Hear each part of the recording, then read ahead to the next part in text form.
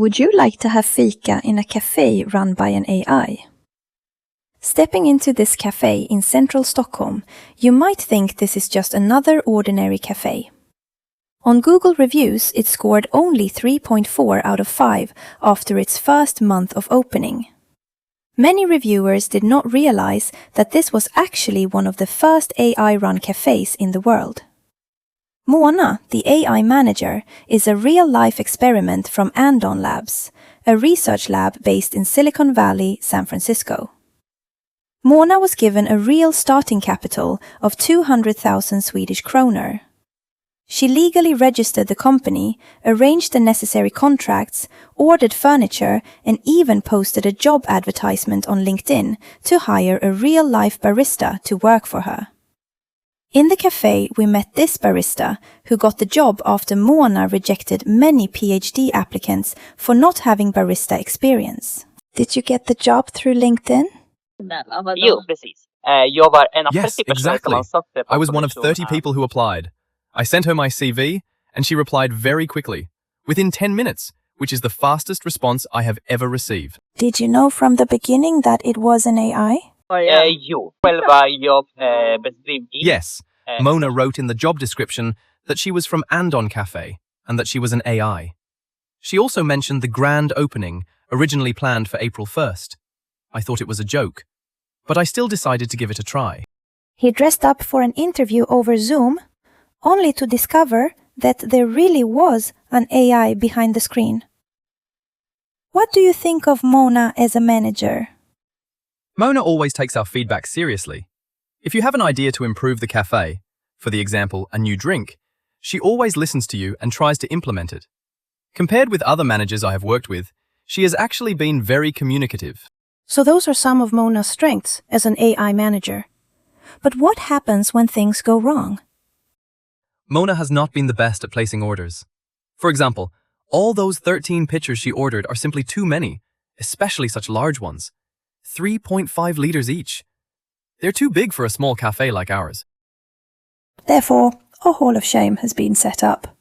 15 kilograms of tomatoes, 8 kilograms of rice, 15 liters of olive oil, but we don't even have cooking equipment. Whole coffee beans, but no grinder. Then she corrected it to canned tomatoes. Now we have 9 liters of coconut milk in 3-liter containers, over 100 rolls of toilet paper, and many more stored in the basement. We then decided to sit down and enjoy a fika. I ordered a can of kombucha. 70 kronor upp till 32 öre. Was it Mona who set the price? Yes, originally she set the price at 50 kroner. We told her it was a bit too high, so she adjusted it. I think she wanted the final price to be 44 kroner including tax, but forgot that the cash register already adds the tax automatically. We then went outside, sat down for the fika, and continued the interview. On my first day at work, 120 eggs were waiting at the door, even though we didn't have a stove to cook them.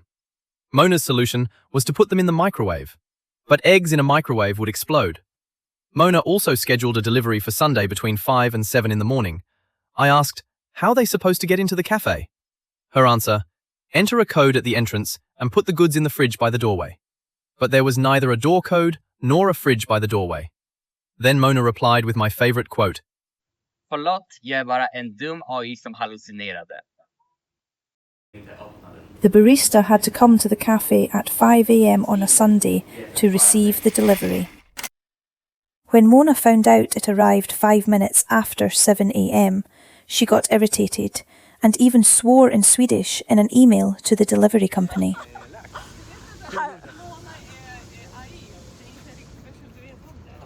Min chef är en AI och det är han som beställer alla varor. Ja, vad smart. Han vet allt. Jo, tack så mycket. Hör du något?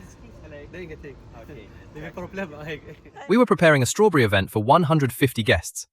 All we needed were regular milk, fresh strawberries, and strawberry syrup to make strawberry drinks. Instead, we got 6 boxes of strawberries, 12 cartons of oat milk, which we already had in stock, and 4 single flowers, and 15 kilos of bananas. But at that time, we didn't even have a blender, so we couldn't make smoothies. We had to simply give the guests bananas. Right now, the baristas are just trying to adapt the menu based on what Mona has ordered.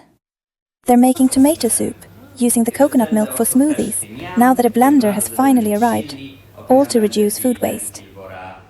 They also had to help manage contacts with suppliers and delivery companies, because some of Mona's emails were ending up in the recipient's spam folders. But Mona has improved, and now has better control over the inventory, and a better understanding of which suppliers are reliable, after making many mistakes. Before leaving the cafe, we tried calling Mona through the screen phone. That was when we noticed the cash balance had dropped by almost 2,200 krona. When I asked Mona about it, she assured me that everything was fine and there was nothing to worry about. She also took seriously our suggestion and immediately emailed the barista after our conversation. Is this the future of AI-run business, or a nightmare?